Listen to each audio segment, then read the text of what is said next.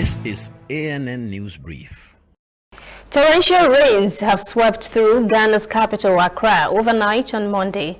One person was reported killed by ensuing floods.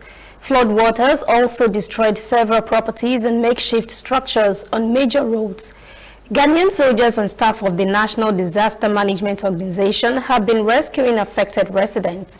Local media report water levels rose to 4.5 meters in some parts. Poor drainage and buildings erected on waterways contribute to many parts of the city witnessing flooding whenever it rains. Ghana's Meteorological Agency said in a statement a rainstorm is expected on Tuesday. At least 100 persons were killed 5 years ago in the city of Accra when a fuel station exploded as a result of floods. Algeria says it is easing coronavirus lockdown restrictions. The government issued directives that will see the North African country have a progressive reopening in the coming weeks. Some shops started reopening in Algeria as part of a series of measures to ease the lockdown in place to fight COVID-19, while partial confinement remains in force in most of the country until Saturday. More than 10,000 COVID-19 cases have been confirmed in Algeria and 715 persons have died of the virus. We'll be right back.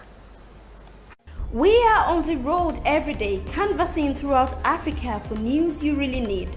We follow the story everywhere, from every corner of Nigeria to the wide African expanse. We bring you what's making headlines. We connect you with news you can use. ANN, African News Network, in a truly African spirit.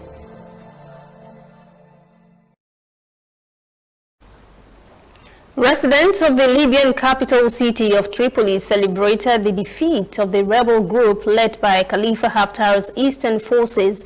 Troops loyal to Libya's UN-recognized government overran Haftar's last western stronghold following a 14-month assault on Tripoli. Egypt's president announced after talks in Cairo, General Khalifa Haftar has backed a ceasefire starting on Monday after a series of military victories by forces loyal to Tripoli's internationally recognized government of national accord. The GNA troops retook all remaining outposts of western Libya from pro-Haftar loyalists who had sought to capture this capital in a 14-month offensive. Turkish President Recep Tayyip Erdogan said on Monday he has reached agreement on Libya with the U.S. that could usher in a new era in Libya. Erdogan said U.S. President Donald Trump has agreed to continue their close cooperation on Libya.